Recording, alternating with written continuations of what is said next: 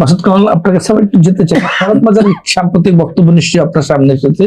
তিনি বলেছেন নাহিদ, আসিফ এবং মাহফুজকে নিয়ে তিনি এক ধরনের ক্ষোভ প্রকাশ করেছেন এবং তার স্ত্রীকে কৌশলগত কারণে তিনি উপদেষ্টা বানিয়েছেন, এইরকম বক্তব্য তিনি দিয়েছেন।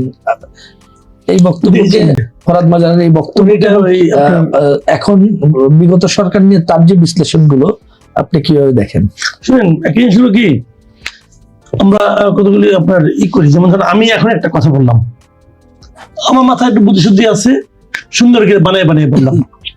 আবার একটু পরে যে আরেক কথা বললাম, যে ধরেন বলি আপনাদের এই প্রোগ্রাম আমি কেন আসছি, এটা আমি যুক্তি দিয়ে সুন্দর করে বুঝিয়ে দিলাম। আবার এখান থেকে বাইরে যেয়ে বললাম যে ওখানে আমার যাওয়া উচিত ছিল না। হ্যাঁ, কেন উচিত ছিল না ওটাও আবার ব্যাখ্যা দিয়ে বললাম। আবার 3 নম্বর জায়গায় যে বললাম কখনো কখনো ওখানে যাওয়া যায় যদি আমি এই সুবিধাগুলি পাই, ওটাও আমরা যুক্তিতে বুঝাই দিলাম। এখন এটা নাকি কিছু লোক থাকেন মেধাবী লোক, মেধাবী লোক মানে কিন্তু প্রশংসনীয় লোক তা কিন্তু না। মেধাটা উনি কোন কাজে ব্যয় করতেছেন, দ্যাট ইজ ইম্পর্টেন্ট। উনি বলছেন যে কৌশলগত কারণে ওনার ওয়াইফকে রাখছেন, খুব ভালো, আমার শুনে খুব ভালো লাগছে। আমি পরবর্তীতে আশা করছিলাম উনি জানাবেন যে সেই কৌশলটা কি, আসলে ওই কৌশলে দেশ জাতির কি লাভ হইতো। আমি ওনাকে যতদিন ধরে চিনি, আমি ওনাকে মোটামুটি বিভ্রান্ত লোক হিসেবে চিনি, জ্ঞানী লোক, কিন্তু বিভ্রান্তি তৈরি করতে এবং বিভ্রান্তি ছড়াই দিতে উনি যথেষ্ট পটু। এটা হলো আমার ধারণা ওনার সম্পর্কে। আমি খুব সরাসরি বললাম, শুনতে হয়তো খারাপ শোনা যাবে, সিনিয়র মানুষ সম্পর্কে এই ধরনের কথা বলা ঠিক না, কিন্তু আমার এটা ওনার প্রতি আমার এটা অবজারভেশন। উনি অনেক ঢাউস মাঝে মাঝে বিভিন্ন পত্রপত্রিকায় লেখা লিখতেন, পুরোটা পড়ে না আমি বুঝলাম শেষ পর্যন্ত উনি কি বলতে যাচ্ছেন। এখন দেখি ওই দিন দেখলাম একটা অনুষ্ঠানে যে একটা একতারা নিয়ে টুংটাং করতেছেন, মানে লালনের মধ্যে উনি এখন মুক্তির পথ খুঁজে পেয়েছেন, এটাও ভালো, এটা নিয়ে আমার কোনো আপত্তি নেই। কিন্তু মানুষের জ্ঞান চক্ষু তো প্রতিদিনই খুঁজে, জামাত তার কাছে আধুনিক দল, সবকিছু দেখতে পারে, মানে মানুষের জ্ঞান চক্ষু প্রতিদিনই খুলতে পারে, এটা নিয়ে আমার কোনো আপত্তি নাই। কিন্তু ওনার ওয়াইফকে ওখানে রাখার ব্যাপারে একটা কৌশল, এটা কার কৌশল, মানে ওনার কৌশল নাকি ওনার ওয়াইফের কৌশল? কথাটা খেয়াল করেন, ওনার ওয়াইফ নিশ্চয়ই ওনার কৌশলের পুতুল হবেন না, কারণ উনি যেমন ইন্ডিভিজুয়াল ব্যাপার তো আছে এখানে। উনি একটা ইন্ডিভিজুয়াল, আমি একটা ইন্ডিভিজুয়াল, আমি ওনার হাজবেন্ড, তার মানে আমি ওনার মালিক তা তো না, আলাদা আলাদা বুদ্ধি তো থাকতেই পারে। তো ওটা যদি ওনার ওয়াইফের কৌশল হয়ে থাকে, আমার খালি একটাই প্রশ্ন, ভাই এই কৌশলের নেট রেজাল্টটা কি? আপনি কৌশল করেন আপনার ইচ্ছা, বাট আপনি তো একটা দায়িত্বে গেছেন, দেশের দায়িত্ব। আমি পাবলিক, আমার ভাগ্য তো আপনি যখন ওখানে বসছেন তখন আপনার উপর তো আমার ভাগ্যের কিছুটা নির্ভর করে। আমি জানতে চাচ্ছি আপনার এই কৌশলের কারণে আমার কি লাভ হয়েছে, এটা আমার একটু বুঝান, অথবা কি লাভ হইতে পারে আগামীতে, এটাও পারলে একটু বুঝান। জ্ঞানী মানুষ তো বুঝাক ভাই কৌশলটা কি। কোনো কৌশল নাই, ওনার ওয়াইফ্রেন্ডে পাঠাইছেন কিছু মাল পানি কামানোর জন্য, এটা হলো বাস্তব কথা। আমি যেভাবে বুঝি, আমি এভাবে বুঝি, কিছু মাল পানি কামানোর জন্য পাঠাইছেন, মাল পানি কামাইছেন, কামাই নিয়ে আইসে বলতেছেন যে আমি চেষ্টা করেছি পারিনি। তো আপনি যখন চেষ্টা করে পারলেন না তখন আপনি ছাড়লেন না কেন? আপনি তো চেষ্টা করেছেন, পারেন নাই, তো ছাড়লেন না কেন? ওইটার কিছু বলে না ভাই। এই সমস্ত বিভ্রান্ত লোকের থেকে যত দূরে রাখবেন মানুষকে, তত মানুষের উপকার হবে। এই যে লোকগুলি, উনি আবার এটাও বলছেন ইন্টারভিউতে, এই মাহফুজ, তারপরে আসিফ, তারপরে নাহিদ, এরা ক্ষমতায় যাক এটা উনি চেয়েছেন। নেট রেজাল্ট কি? আবার তাদের দুর্নীতি নিয়েও তিনি বলতেছেন। তো আপনি চাইলেন কি, কিসের উপর ভিত্তি করে? ভাই মানুষের তো বয়সের একটা ব্যাপার আছে, তো একটা বয়স। আমি একটু উদাহরণ দিয়ে বলি আপনাকে, ধরেন আপনার একটা লোক মেডিকেল কলেজে ফার্স্ট ইয়ারে ভর্তি হইল, অসাধারণ মেধা, সবাই দেখলো তো অসাধারণ মেধা, তারপরে সে পাশও করলো, পাশ করার পর তার মেধায় মুগ্ধ হয়ে গেলেন, মুগ্ধ হয়ে তাকে আপনি কি বানাবেন? তাকে কি আপনি লেকচারার বানাবেন, নাকি বলেন যে মেধা খুব ভালো একবারে প্রফেসর বানাই দিই? প্রফেসর বানাবেন না, প্রথম তো দিবেন তুমি আগে লেকচার হবা, তারপর এসিস্ট্যান্ট প্রফেসর, অ্যাসোসিয়েট প্রফেসর, তারপর তুমি প্রফেসর হবা। কারণটা কি? কারণটা হলো এই সময়টাতে তোমার যে জ্ঞানটা আছে, এই জ্ঞানটার একটা অভিজ্ঞতার সঙ্গে এই জ্ঞানের একটা মেলবন্ধন হওয়া দরকার। একজন সিনক্রোনাইজিং এর ব্যাপার কিন্তু আছে। বয়সটা ইম্পর্টেন্ট ভাই। আপনি একটা ছেলে এখন তো মাস্টার্স পাস করে নাই, তারা আপনি সবচেয়ে গুরুত্বপূর্ণ 4টা মন্ত্রণালয় দিয়ে দিচ্ছেন, হইল? হইল না তো ভাই, ওটা মনে হয় আমি পারবো, খুব সহজ। আমার ছেলে ওই দিন বলতেছে সে এই গেম খেলতেছে কিভাবে প্লেন চালায়, তো আমার বলতেছে আরো কয়েক বছর আগে কথা বলতেছে, তো ধর আরো ছোট, বলতেছে বাবা আমি প্লেন চালাতে পারবো। আমি কেমন পারবো? দেখো এই গেমে সব একদম এটা অরিজিনাল গেম, গেমে সবকিছু আছে, কোন টাকাকে কি বলে আমি পারবো। তো ওরে যদি প্লেনের ককপিট উঠাই দেয়, এটা কোনো বুদ্ধিমানের কাজ হবে? ও তো পারবে বলতেছে, ও দেখতেছে সব, আমি যে অনলাইনে দেখাম চালাতে পারি। এখন অনলাইনে দেখে মনে হয় আমি পারবো, তো তাকে আপনি যে বসাই দিয়েছেন, কত বড় অন্যায় যে আপনি করছেন। অন্যায় করে একটা লাভ হয়েছে, একটা লাভ হয়েছে কিন্তু, যেমন আসিফ মাহমুদ সজীব বিভাগে আপনি মন্ত্রী বানাই দিয়েছেন, একটা লাভ হয়েছে। সেই লাভটা হলো গিয়া পৃথিবীর ইতিহাসে মনে করি উনি একটা জায়গায় রেকর্ড করবেন যে পৃথিবীর ইতিহাসে এত কম বয়সে এত দুর্নীতি করার মানে ইতিহাস আর ক্রিয়েট করতে পারে। ছাত্র তো শেষের আগে মন্ত্রী, তা হইতে পারে, কিন্তু এত কম বয়সে এত দুর্নীতি মানে আর কেউ করতে পারে না। উনি তো ইংরেজ সরকারের দুর্নীতির প্রতীক হয়ে গেছিল, যে ওনাকে বললে বোঝা যায় যে এই সরকারটা কেমন চলছে। যাই হোক, এখন এইগুলি সব কিন্তু ওনার মাথা থেকে বাইরেছে, এই মিস্টার ফরাদ মাদার মাথা থেকে বেরিয়েছে। এদেরকে নিয়ে মন্ত্রী বানাইতে হবে, হ্যান্ড করতে হবে, ওনার কথা যত কম বলবেন তত ভালো, অনেক ঘুরে ফেলেছি। মাহমুদুর মান্না, আমরা এখন একটু রাজনীতি নিয়ে আলাপ করতে চাই। সার্বিকভাবে নতুন নির্বাচনের পর একটা সরকার ইতিমধ্যে 100 দিন অতিক্রম করলো, কেমন সরকার দেখলেন এই 100 দিনের সরকারকে? আপনি কিভাবে মূল্যায়ন করবেন? ওইটা বলবো, কিন্তু তার আগে আপনি যে প্রশ্নটা আমাকে করেছিলেন তার উত্তর দেওয়ার একটা প্রণোদনা বলে ভিতরে আছে। সেটা হচ্ছে যে উনি চমৎকার বলেছেন, কিন্তু এটা মনে আছে আপনাদের, ফরহাদ মাজার তখন এইভাবে বঙ্গভবনের শপথ নেওয়ার বিরোধী ছিলেন। উনি বলেছিলেন যে শহীদ মিনারে শপথ হোক এবং আন্দোলনে যারা জীবন টিবন দিয়েছেন এরকম কারো পিতা মাতা বা কারো নিকট কাউকে দিয়ে দাও। উনি একটা বিপ্লবী সরকারের ডাক দিয়েছিলেন। এবং আমি তখন ফরিদাবাদ যখন শপথ নিচ্ছেন বা নিলেন, তখন আমি জানতে চেয়েছিলাম যে এটা কিরকম হলো। তখন হাজবেন্ড এটা বললে যে ওয়াইফে তাই মানতে হবে, এরকম তো করে কথা না। এবং ফরিদা সরকার তার কথা শোনেননি, এটাই শুনেছিলাম। এবং তারপরে বিষয়টা দেখেন, সেই থেকে উনি প্রথম একদম এরকম বলেই বেড়াচ্ছেন যে এটা একটা বিপ্লবী সরকার হওয়া দরকার ছিল। আমি এটা বলার সময় একটা কথা বলিনি, আমার আবার মাসুদ কামাল যেরকম স্ট্রেট কাম বলতে পারলেন, আমি এরকম বলতে পারবো না, কারণ আমি ওর এক ধরনের ওনার ভক্ত। আমি যখন অনার্সে পড়ি সেই সময় চট্টগ্রাম বিশ্ববিদ্যালয়ে তার একটা কবিতা দৈনিক বাংলায় ছাপা হয়েছিল। রাস্তার মধ্যে তিনি একটা চাকতি বা শিকি পড়ে থাকতে দেখেছেন, তার উপরে কবিতা এত সুন্দর লেগেছে আমার। মানে আমার পংক্তিগুলো মনে নাই, কিন্তু ছন্দ বা ভাবটা মনে আছে। As a poet he was super. কবিতাটাকে ছেড়ে দিয়েছে। এই ফরহাদ মাজার একটা আর্টিকেল লিখেছিলেন শেখ হাসিনার উপরে। লেখাটা ছিল যে শেখ হাসিনাকে ছোট বোন ভাবতে খুব ভাল লাগে। মনে হয় ছোট বোন পেয়ারা গাছে আমি উঠেছি, নিচে থেকে আবদার করছে, দাদা একটা পেয়ারা দে, আমাকে পেড়ে দে একটা। তখন তার কথা রাখতেই হবে, এরকম মানে স্নেহের কথা বলছেন। তারপরে আবার তার সম্পর্কেও কি বললেন। তো এটা হয়, কবি মানুষ তো বদলায়, লেখকদেরও বদলায়, আর জ্ঞানের কিংবা ধারণার তো কোনো স্থিতি নেই, এটা তো পরিবর্তন প্রতিরত হয়। কিন্তু তারপরে উনি যে ভাব বৈঠকিগুলো করছেন এবং সেখানে যে কথাবার্তাগুলো বলছেন, এই সবগুলো মিলে যদি দাঁড়ায়, তাহলে এরকম দাঁড়াবে যে কংক্রিট একটা জিনিস নাই। এখানে আমি বলে রাখি, এই যে জেনজি নিয়ে এত হুলস্থুল করলাম না আমরা, এখনো সারা পৃথিবীতে হচ্ছে। সমস্ত পৃথিবীব্যাপী দেখবেন, আমাদের দেশে কোনো গবেষণা নাই, কিন্তু এখানে জেনজি মানে কি, জেনারেশন টু জেনারেশনের ক্যারেক্টার, বিহেভিয়ার, ক্যারেক্টারিস্টিক্স কি আলাদা আলাদা হয়, সেটা ওরা গবেষণা করে বার করে। আমার একটু জানতে ইচ্ছা করছে, লোভ সামলাতে পারছি না, সেটা হচ্ছে উনি আর এরকম কাকে নিয়ে কবিতা লিখেছেন? খালেদাজিকে নিয়ে লেখেননি কখনো? খালেদাজি নিয়ে কখনো কবিতা আছে? উনি পরে তো কোনো কবিতা একেবারে ছেড়েই দিয়েছে, আর উনি কবিতা লেখা কিন্তু দেখা যায় না। আমি তো বলছি, কবি হিসেবে আমার কাছে খুবই প্রিয় ছিলেন। উনি প্রবন্ধ ভালো লেখেন, হিজ এ ভার্সেটাইল ম্যান, বলেন সুন্দর, মানে টেবিলটাকে ভালো সব দিক দিয়ে। কিন্তু হয় না ওইটা যেটা মাসুদ কামাল বললেন, যে একটু কনফিউজ টাইপের লোক, কখন কি বলে তার উপর বেশি ভরসা না করে ভালো বললেন। আমি এরকম করে বলছি না, কিন্তু ওনার কথাগুলো পরিধানযোগ্য, কারণ উনি মানে যাকে বললেন যে এদেরকে ক্ষমতায় দেওয়া উচিত, তাদেরকে আবার পরে সাপোর্টও দিলেন। ওভারঅল জেনজির যে সাপোর্ট করছেন, জেনজি প্রতিবাদে বিশ্বাস করে, রেবেলিয়নে বিশ্বাস করে, কিন্তু কোনো স্ট্রাকচারে বিশ্বাস করে না। জেনজি কোনো জায়গাতে কোনো অর্গানাইজেশনাল ফরমেশনে বিশ্বাস করে না, ওরা কেবল ভাঙতে চায়, এবং এইটা কোনো গড়ার নিয়ম নয়। এগুলো প্রায় প্রত্যেক জায়গাতে দেখবেন জেনজির যে অভ্যুত্থান, এটা কিন্তু পরিণতি পাচ্ছে না কেন? পরিণতি দেওয়ার মতো পরিণত চিন্তা তো নাই।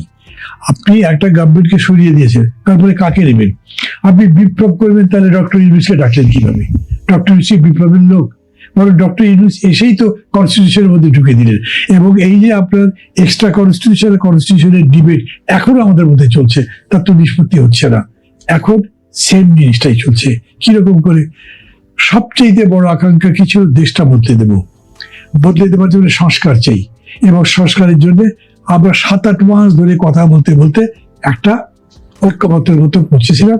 তার মধ্যে নোট অফ ডিফারেন্স ছিল, এমনিতে কি বলে ডিসেনশন ছিল, তারপরে আপনার ডিফারেন্সের ব্যাপার ছিল, সেগুলো সব লেখা হয়েছে। আবার বলা হয়েছে যে কোনো দল যদি তার নির্বাচনী ইস্তাহারে যেটা বলেছে সেটা যদি জনগণ সমর্থন করে, তাহলে সে সেইটা অনুযায়ী চলবে, তাকে আপনার সনদ অনুযায়ী চলতে হবে না। আবার সনদের উপরে আপনি একটা অর্ডার দিয়েছেন, সেই অর্ডারের সনদ এক জিনিস নয়। দেখেছেন তো 133টা অধ্যাদেশের মধ্যে 98টা তারা মেনে নিয়েছে। সেটা কি? বিশ্ববিদ্যালয়ের নাম পরিবর্তন করে, অঙ্গ রাস্তার নাম পরিবর্তন করে, ওগুলোকে সংস্কার বলে নাকি? সংস্কার তো বেসিক জিনিস চেঞ্জ করবে, কোয়ালিটেটিভ চেঞ্জ করবে, তবে তো সংস্কার। সেই জায়গাগুলোর মধ্যে বিচার বিভাগ বলেন, ঘুম বলেন, মানবাধিকার কমিশন বলেন, বিচারালয় বলেন, এগুলো কোনো জায়গায় টাচ করেনি, একটাও ধরাই হয়নি। তার মানে আমরা সংস্কার করে রাষ্ট্রের যে গুণগত পরিবর্তন সাধন করবার কথা আমি বলেছিলাম, সেই কাজে কিন্তু যায়নি। সংস্কার হয়নি, সংস্কার হচ্ছে না। তো আপনি আমাকে কি বলবেন?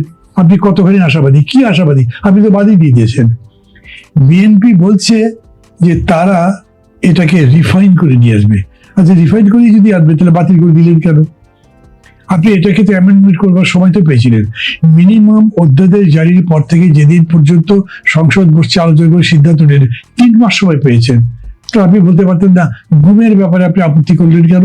কারণ ইনভেস্টিগেশন করবার রাইট কাকে কাকে দেবেন, ওইটা যদি যারা যুক্ত আছে এই আর্মি, পুলিশ বা র্যাব, তাদের উপরে যায়। সিভিলিয়ানকে যদি দেন, তারা যদি তাদেরকে ইমপ্লিকেট করে, অতএব যারা অপরাধ করেছে তাদের কাছেই যাতে তদন্ত থাকে, এরকম একটা ব্যাপার করবার চেষ্টা করা হলো না। আবার গুমের আপনি সংজ্ঞায় বলতে দিলেন, যদি এখানে রাষ্ট্র নিরাপত্তার প্রশ্ন জড়িত থাকে, তাহলে এটাকে গুম বলা যাবে না। তাহলে যে কোনো গ্রেপ্তারকে আপনি রাষ্ট্র নিরাপত্তার সাথে যুক্ত করে দিতে পারবেন। এরকম করে বিষয়টা দাঁড়ালো যে আপনি তার ক্যারেক্টারটাই বদলে দিচ্ছেন, কিন্তু বলছেন না আমি আরো বেটার জিনিস করবো। ফলে ভরসা করতে পারছি না। 15 বছর লাগাতার ভাবে বিএনপির সাথে আন্দোলন করেছি, এবং সে আন্দোলনে যত ধরনের রিস্ক নিতে হয় সব রকম নিয়েছি, জেল খেটেছি, মারধর খেয়েছি, সবই করেছি। কিন্তু এন্ড অফ দি ডে যখন এটা দেখছি, তখন প্রশ্ন করতে চাচ্ছি যে আসলে এটা তো সুযোগ ছিল, করলেন না কেন? সেই প্রশ্ন যদি করেন, তাহলে রাষ্ট্রীয় কাঠামোর যে সংস্কার, সেই জায়গায় আপনি হাতি দেননি। বেসিক জিনিসটা কি? ইকোনমিক্স, তো ইকোনমিক্সে হাত দিয়েছেন। ইকোনমিক্সে সমস্ত জিনিসের দাম বাড়ছে, there is no investment, no employment, এটা আমরা নিজেরাই স্বীকার করছি। একটা বাজেটের কথা বলছে, কত? 9.25 লক্ষ কোটি টাকা। ওয়াই? আপনার সর্বকালের সর্ববৃহৎ বাজেট করতেই হবে কেন? এই টাকা পাবেন কোথায়? আপনি বলেছেন যে ইয়েতে কি বলে, রেভিনিউ বাজেট থেকে আপনি রেভিনিউ থেকে 6.25 লক্ষ কোটি টাকা আনবেন। গত বছরে রিভাইজ রেভিনিউতে আপনি 1 লক্ষ কোটি টাকার ডেফিসিট আছেন। এখন কিভাবে টাকাটা আনবেন? আপনি ট্যাক্স রেট বাড়াননি। ট্যাক্স জাল যদি বাড়াতেন, তাহলে নতুন নতুন ট্যাক্স পেতেন, সেটাও করেননি। তার মানে যারা ট্যাক্স দেয় তাদের উপর ট্যাক্স বসাবেন।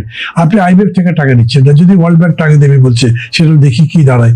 সব মিলে কিন্তু মানে আমি বলবো কি, আনআনসার্ড অনেকগুলো কোয়েশ্চেন আছে, চ্যালেঞ্জ অনেকগুলো আছে, আনআনসার্ড অনেকগুলো কোয়েশ্চেন আছে। দেখছেন সামনে জি, কি চ্যালেঞ্জ দেখছেন? এই যেগুলো বললাম সবই চ্যালেঞ্জ। আপনি বাজেট করবেন, তার টাকা নেই আপনার কাছে। আমি যে ধরনের যে ওয়ারটা এখনো তো বন্ধ হয়নি, অভিঘাত তো এখন পর্যন্ত আছে, আমাদের জিনিসের দাম বাড়ছে, এবং দেখছেন যে আমাদের ব্যাংকিং ইনস্টিটিউশন তো ডিজারেট পুরোপুরি। বাংলাদেশ ব্যাংকের ব্যাপারে একটা হুলস্থুল হলো, এখন মনে হচ্ছে যেন গুছিয়ে উঠেছে, আমি জানি না কতদূর কি, কেউ কেউ বলছেন না নতুন গভর্নমেন্ট ভালো, যদিও ক্ল্যাশ অফ ইন্টারেস্ট আছে, বিজনেস পিপুলকে আপনি বাংলাদেশ ব্যাংকের গভর্নমেন্ট বানাবেন কেন, এগুলো আছে, অন্যান্য ব্যাংকের মধ্যে সমস্যা আছে। তারপর আমার কাছে মনে হচ্ছে যে আর কি, আমারও শুরুতে একটা সন্দেহ ছিল, কিন্তু এখন মনে হচ্ছে যে গভর্নর সম্ভবত ভালো করছে। তার যে আর কি রোডম্যাপ গুলো দেখলাম সম্প্রতি, আমার কাছে ব্যক্তিগতভাবে মনে হচ্ছে যে গভর্নর সম্ভবত ভালোর দিকেই এগুচ্ছে। মানে এইখানে বসে নিয়ম যে প্রশ্ন আপনি করবেন আমরা জবাব দেবো, কিন্তু এখন আবার প্রশ্ন করতে ইচ্ছে করছে না, কি ভালো বলেন তো, কি ভালো বলেন। না তার আর কি অনেকগুলো সাপোজ এই যে 60,000 crore টাকা দেবেন উনি প্রণোদনা, কাদের দেবেন? কোন রকম আউটলেট আছে, কোন রকম রোড ম্যাপ আছে, বা কোন রকম একটা প্ল্যান আছে, এই টাকাগুলো কাদের দেওয়া হবে? বন্ধ কলকারখানা চালু করবেন। সবাই বলছে, যারা যারা ইন্ডাস্ট্রি করে তারা বলে মোর দেন 50% কারখানা চালু করার অবস্থাতেই নাই। তাহলে কাদের টাকা দেবেন আপনি? এই টাকা দেওয়ার কোনো ক্রাইটেরিয়া ঠিক করেছেন? এই যে ধরেন, খুবই আমি বলবো একটা মহৎ লফটি আইডিয়া ছিল ফ্যামিলি কার্ড, কৃষক কার্ড, শ্রমিক কার্ড। বিকজ আপনি দরিদ্র জনগোষ্ঠীকে বা যাদের হোক তাদেরকে একটা সোশ্যাল সেফটি নেট দিতে চাচ্ছেন, কিন্তু আপনি ডিফাইন করেন নাই আপনি যে দরিদ্র লোককেই দেবেন তা কিন্তু না। এই টাকাগুলো কাদের দেবেন? কোন ডেফিনেশন নেই তো।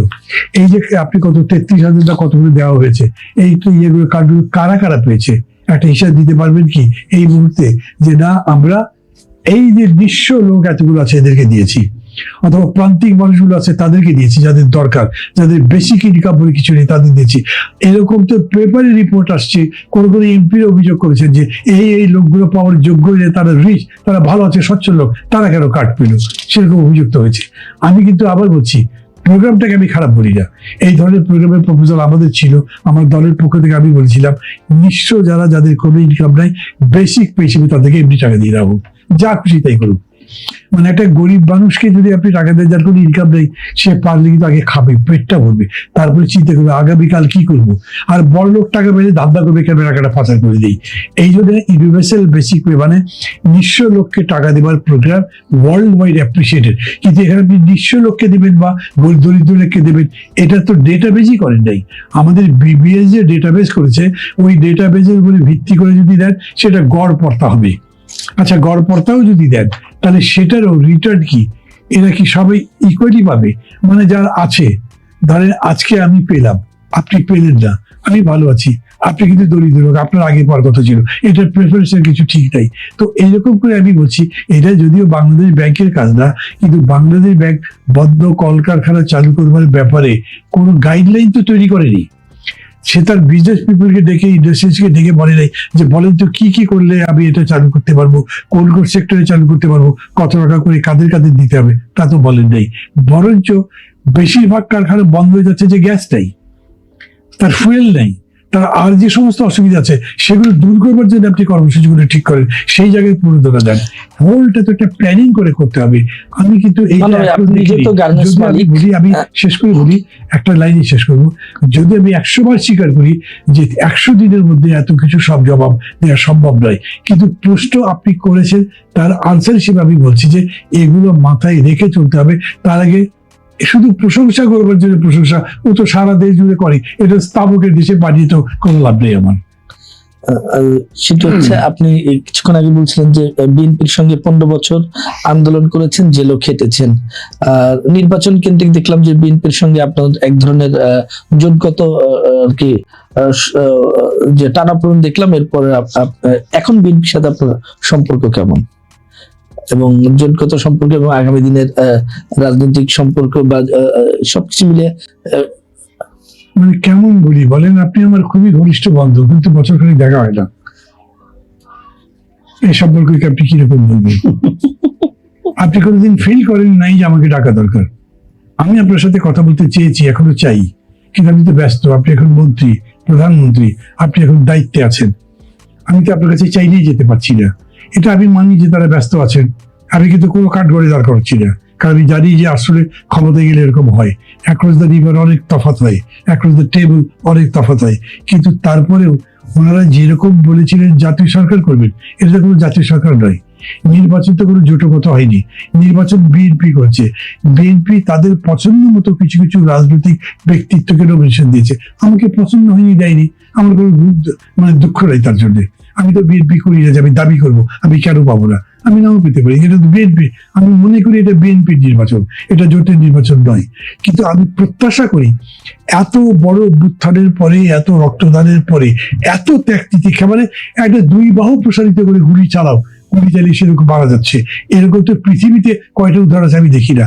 সেই দেশে এরপরে যদি এটা একটা ব্যর্থতার দিকে যায়, তখন এই কষ্ট নিয়েই তো মরে যেতে হবে। বয়স তো আমাদের অনেক হয়ে গেছে। ওই কারণেই আমি মনে করি যে এখন আমাদের ক্রিটিক্যাল থাকা উচিত। ক্রিটিক্যাল মানে আপনাকে আমি কাঠগড়ায় দাঁড় করছি না, আপনি একটা ভুল করছেন বা করতে যাচ্ছেন, একটা ভুল হতে পারে তাই বলছি। আপনি যদি তাও সহ্য করতে না পারেন তাহলে তো মুশকিল। যদি আমি বলছি না যে এই সরকার সহ্যের বাইরে যাচ্ছে, মনে আমি মনে করি এই 100 দিনে দেশে গণতন্ত্রের অবস্থা ভালো আছে, কথা বলা যায়, লেখা যায়, মত প্রকাশ করা যায়, এবং অনেকে অনেক রকম কথা বলছে, তার জন্য যে পাল্টা ব্যবস্থা হচ্ছে সেরকম নয়। হ্যাঁ, কিছু কিছু ক্ষেত্রে হচ্ছে, সেটা হচ্ছে দলীয় প্রভাব প্রতিষ্ঠার জন্য, চাঁদাবাজি, দখলদারিত্ব, এগুলো কন্ট্রোল করবার চেষ্টা করছে, কিছু পাচ্ছে কিছু পাচ্ছে না, কিছু ভুলের কারণে হচ্ছে না, কিছু দেখেও যেন দেখছে না। 100 দিনে প্রধানমন্ত্রীর বডি ল্যাঙ্গুয়েজকে আপনি কিভাবে মূল্যায়ন করবেন এবং তার বক্তব্য, প্রতিশ্রুতি, উদ্যোগগুলোকে আপনি? Body language is very good, body language is very good. মানে ধরেন এই যে উনি সিকিউরিটি ভেঙে চলে যাচ্ছেন লোকের মধ্যে, আগে থেকেও যায়নি, এখন উনি যত বেশি সাধারণ মানুষের সাথে মিশছেন সেগুলো ভালো। কিন্তু আপনি খেয়াল করবেন, মানে এখন কিন্তু খলিফা হারুন রশিদের যুগটা। আপনি রাতে রাতে ঘুরে ঘুরে দেখলেন কার হাড়িতে খালি পানি ফুটছে, তার মধ্যে চাল নেই, এটা দেখার সময় না। এখন আপনি ম্যাক্রো লেভেলে কি কি করতে পারছেন সেটা দরকার। সেই জায়গাতে কি হচ্ছে সেটা আমি বলবো, এই বাজেট হবে, বাজেটের পরে দেখবো তার এক্সিকিউশন জন্য কি হয়, টাকা কতখানি জোগাড় করতে পারেন, ইকোনমিকে রিকনস্ট্রাকশন করতে পারেন কতখানি, এইটা দেখার উপরে অনেক কিছু নির্ভর করে। আমি এইটা মনে করি যে অনেক সময় এরকম হয় না যে ধরেন আমি ভালো বা মন্দ মানুষ, এটা আপনার জাজ করার দরকার নেই, আমি যা করছি তা আপনার ভালো কাজে আসছে কিনা। আমি মনে করছি এই গভর্নমেন্ট ভালো ভালো কিছু কাজ করবার চেষ্টা করছে, এটা মনে করছি আমি, কিন্তু সেটা সাকসেস কি তা দেখছি না। যদি তারা 100 দিনের উপরে যে প্রেস স্টেটমেন্ট করলো, সংবাদ সম্মেলন যা দাবি করলো, মানে দুর্নীতি সব দূর হয়ে গেছে, এটা ঠিক মনে হচ্ছে না আমার। সেরকম করে বেশ কিছু দাবি আমার কাছে মনে হয় যে ঠিক নয়। কিন্তু তারপরেও কিছু কিছু ব্যাপারে, বিশেষ করে আমি আবারও বলছি, এই যে কার্ড সিস্টেম হচ্ছে, সবাই বলেন আইডেন্টি কার্ড নাকি এগুলো না, এই সিস্টেম যদি তারা করতে পারতেন তাহলে এটা ভালো হতো। কিন্তু এটার জন্য আরো বেশি মানে down to earth, down to people এবং ডেটাবেজ তথ্যপত্র নিয়ে করতে পারলে হয়তো ভালো হবে, আপনার কাছে একই প্রশ্ন একটা, যে প্রধানমন্ত্রীর 100 দিনের কর্মসূচি এবং উদ্যোগ বাস্তবায়ন এবং তার বডি ল্যাঙ্গুয়েজ, যে মান্না ভাই বললেন যে এখন আর খলিফার যুগ না, যে হচ্ছে অন্ধকারের ঘুরে দেখতে হবে, আপনি কি মনে করেন? দেখেন, আমি মান্না ভাই যেগুলো বললেন আমি সবাই শুনলাম, আমি ওনার সঙ্গে মোটামুটি একমত। আমি এখানে দ্বিমতের খুব একটা সুযোগ নাই। এই যে আপনার ভালো কাজের কথা বললেন না আপনি, মান্না ভাই একটা পয়েন্ট তুললেন কিন্তু, যে 60,000 কোটি টাকা আপনি দিচ্ছেন বন্ধ কারখানাগুলি চালু করার জন্য। তো আপনি কি একবার বিবেচনা করেছেন কারখানাগুলি বন্ধ হলো কেন? একটা কারখানা কেন বন্ধ হয়? এমন কি হয় না যে মালিক নিজেই তার পুঁজিগুলো বাইরে পাঠিয়ে গেছে বলে বন্ধ হয়ে গেছে? হয় না এরকম একটা কারখানা? যদি হয়ে থাকে সেই মালিককে আপনি আবার প্রণোদনা দিলে ওটা আবার পাঠিয়ে দেবে, তাহলে লাভটা কি হলো ভাই? লাভটা হলো আপনাকে আগে চেক করে দেখতে হবে যে কোন কারখানাটা কেন বন্ধ হয়েছে। ওনাদের যখন কারখানা বন্ধ হয়েছে তখন তো অনেক কারখানা বন্ধ হয় নাই, বন্ধ না হওয়া কারখানাও তো আছে। তাহলে একই বাস্তবতা, একই দেশ, একই এনভায়রনমেন্ট, তো ওনারটা বন্ধ হলো না, আপনারটা বন্ধ হলো কেন? তো নিশ্চয়ই একটা কারণ আছে। এই কারণটা কি? এর মধ্যে যদি কারখানা বন্ধ হওয়ার জন্য যদি 25টা কারণ থাকে, তার মধ্যে দেখা যাবে যে 5টা কারণ হয়তোবা আমরা এই কারণগুলি আমাদের আয়ত্তের বাইরে। ওনার কারখানা, গভর্নরের কারখানাও একসময়, উনিও গার্মেন্টস ব্যবসায়ী, মোহাম্মদ ভাই আরো ভালো বলতে পারবেন গার্মেন্টস এর মানুষ, যে একসময় আপনি একটা ফর্মও লিড করতেন বিজেপিতে, একটা পক্ষ আপনি নেতৃত্বই দিতেন। হ্যাঁ, সেটি হচ্ছে যে উনি নিজেও একসময় শিখ ইন্ডাস্ট্রির মালিক ছিলেন, ওনার কারখানাও শিখ হয়ে গেছিল। ওই বেদনা থেকেই কি এই কারখানাগুলোর জন্য, এবং শিখ ইন্ডাস্ট্রির অধিকাংশ হচ্ছে গার্মেন্টস এর, শুনেন, ওনার পার্সোনাল ফিলিংস থাকতেই পারে। পার্সোনাল ফিলিংস যদি কাউকে দিতে চান তো ওনার টাকা দেন, আমার টাকা দিচ্ছেন কেন? দেখুন, ওনার টাকা নাকি, উনি বাংলাদেশ ব্যাংকের গভর্নর। উনি বাংলাদেশ ব্যাংক গভর্নর মানে বাংলাদেশ ব্যাংকের মালিক না, কিন্তু ওনাকে কিন্তু দায়িত্ব দেওয়া হয় নাই যে জনগণের অর্থ নিয়ে আপনি ছিনিমিনি খেলবেন, এই দায়িত্ব ওনাকে দেওয়া হয় নাই। এবং এটা যখন উনি করবেন, ওনাকে টুডে টুমরো ওনাকে জবাবদিহি করতে হবে কিন্তু। এবং উনি নিজে তো ভালো ব্যবসায়ী না, তাহলে ওনারা শিখলো কেন ভাই? কথা পরিষ্কার ভাই, তো আলাপ করে লাভ নাই। বললাম তো 25টা কারণের মধ্যে 5টা কারণ থাকতে পারে, যে কারণগুলি ওনার নিয়ন্ত্রণের বাইরে। মানুষের যে ব্যবসায়ী তার নিয়ন্ত্রণের বাইরে। ভূমিকম্প হইতে পারে, জলোচ্ছ্বাস হইতে পারে, বজ্রপাত হইতে পারে, এগুলো নিয়ন্ত্রণ। এই সমস্ত কারণে সিকিউর আপনি দেন, অসুবিধা নাই। কিন্তু আপনার অযোগ্যতার কারণে, আপনি মনে করেন বিদেশে টাকা রপ্তানি করেন, বিদেশে পাচার করেন নাই, আপনি বিলাস বেসন করেন না, সবই ঠিক আছে মানলাম, কিন্তু আপনি অযোগ্য, আপনি ঠিক মতো ব্যবসাটা করতে পারেন নাই। অযোগ্য ব্যবসায়ীকে আমি আবার টাকা দেবো? আবার টাকা দেবো আমি? কেন দেবো? কথা খুব পরিষ্কার। 5 জন লোক ব্যবসা করতে নামে, কেউ ব্যবসা করতে পারে না। কারণটা কি? সে ব্যবসা বুঝে না। ওই লোকের আপনি আবার টাকা দেবেন, তুমি আবার চেষ্টা করো। তো এইগুলি কেন? এইগুলি আপনাকে এই ধরনের কোনো করছেন, সার্ভে করছেন, চেক করছেন যে কেন কি হয়েছে? এইগুলি হলো জানেন কি, উনি হয়তো বলবেন যে ওনার কোনো আত্মীয় স্বজন আছে, অমুক আছে, তমুক আছে, অথবা ওনার স্বজাতি আছে, যেহেতু উনি একসময় ঋণ খেলাপি ছিলেন, সমস্ত ঋণ খেলাপিকে উনি ভাই মনে করেন। হইতে পারে না? হইতে পারে। এই ভ্রাতৃত্ব বোধ থেকে যদি উনি করেন, তাও উনি অন্যায় করছেন।